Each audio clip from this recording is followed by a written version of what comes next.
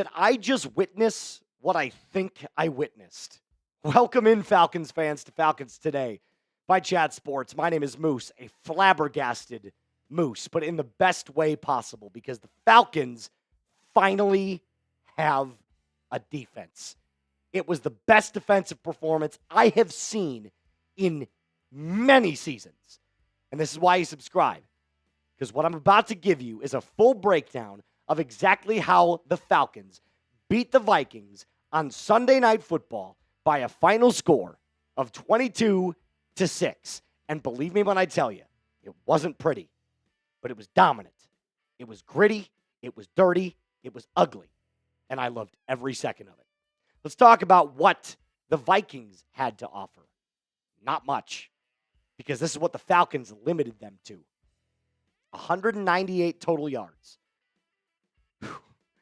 J.J. McCarthy, who absolutely got shredded by this Atlanta Falcons pass rush. The offensive line couldn't hold up because this defense took it to the house. We talked all week about the designed scheme blitzes that Jeff Ulbrich needed to put in. He must watch the show because that's exactly what he did. First down, second down, third down, pinching both sides of the tackles, bull rushing up the middle with Jalon Walker, James Pearce Jr., Leonard Floyd, Arnold Ebiketie, Brandon Dorless. It didn't matter who was on that defensive line, who was lining up at edge. Everybody took turns eating. And that's exactly why you drafted these kids in the first place. I got to give a tip of my cap to Raheem Morris and to Jeff Ulbrich specifically. They absolutely went in with the same game plan that Brian Flores would go into against Michael Penix Jr., which is we're going to blitz the shit out of you, and hopefully you can stop it. Let's start with Zach Harrison, who was outstanding tonight. 5 tackles, 1 for loss, a sack and a half, and 2 quarterback hits. Same with Brandon Dorless. Both of these guys brought interior pressure that not only could get around tackles, but on guards. They were pushing their way through this Vikings offensive line like it was cake. I mean, it wasn't even close. Dorless, 3 tackles, 1 tackle for loss. Quarterback hits, Leonard Floyd. I mean, the list goes on and on and on.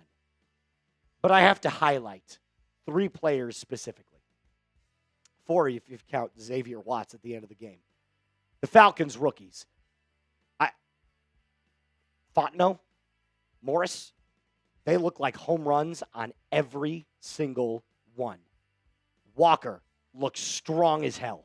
Somebody that could put his hand in the dirt and just plow through tackles and guards. James Pearce Jr. on the opposite side of the spectrum looks bendy, shifty, gets around tackles with his speed and agility on the edge, not to mention his size. I mean, he's big, he's strong, but he's fast. And Billy Bowman Jr., who won that job over D. Alford at the nickel corner spot and looks like he could be an all-pro. That might be hyperbolic, that might be early, that might be whatever you want to call it, an overreaction. But Billy Bowman, I told you earlier, with the kid's versatility, his skill set as a safety coming in to play nickel corner, he was going to be a dog. He almost had 2 picks tonight. 2 tackles, 2 assisted tackles, 2 pass breakups, and an INT. Not to mention last week with his sack. And, of course, to ice the game, the man from Notre Dame, who had a couple of busted coverage plays, not going to lie tonight. But when he needed to show up the most, he did. Picked off J.J. McCarthy, waved it off into the sunset. Falcons have a defense. And it's the best-looking defense I've seen in a long time. 6 sacks tonight. 4 forced turnovers. 198 total yards. And this guy right here, J.J. McCarthy, looked lost. Stop telling me he's better than Michael Penix. Stop telling me he's a dog. He's not. He got a long way to go. And we'll touch on Michael Penix, speaking of this offense, because while it wasn't dynamic, while it wasn't flashy, while there wasn't any fireworks, there was still a lot to love here, specifically on the ground game. We're going to touch on that here in just a second. But before we do, I got to tell you about my friends from HelloFresh. You may have heard of HelloFresh, but definitely not like this. They are bigger.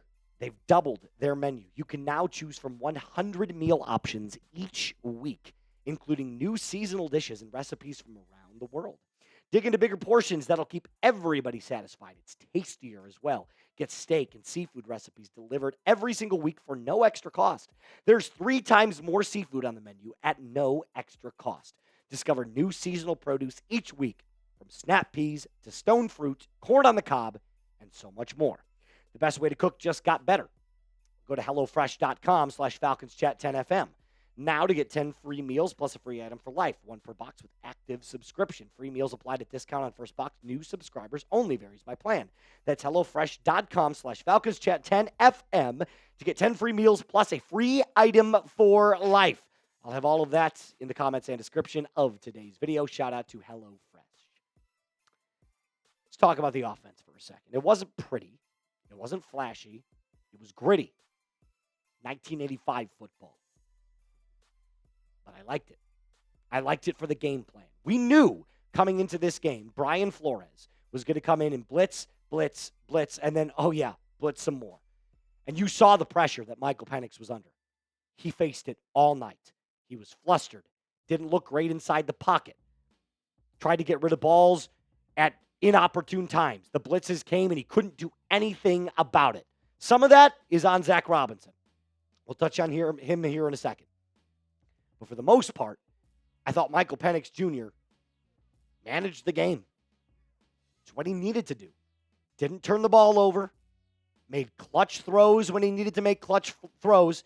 This was a 1980s football game. The quarterback is the complementary piece to your stud. What more needs to be said about this kid? 22 carries, 6.5 yards per carry, 143 yards. Did you know Bijan Robinson at one point had more total yards from scrimmage than the Vikings did as an entire offense? I think you have to look at this from an overarching perspective and say, while Zach Robinson might not be fully equipped to deal with the high-pressure stakes of a great defensive coordinator like Brian Flores, he committed to the run game because it was the only thing that was working.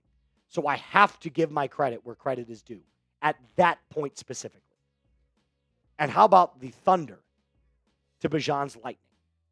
Tyler Algier. Bowling ball with legs. You got bowling ball, and as producer Reed coined it, fastball. These two might be one of the best running back duos in the league. Cutbacks, bounces out to the outside, patience, field visions, eyes upfield, passing game.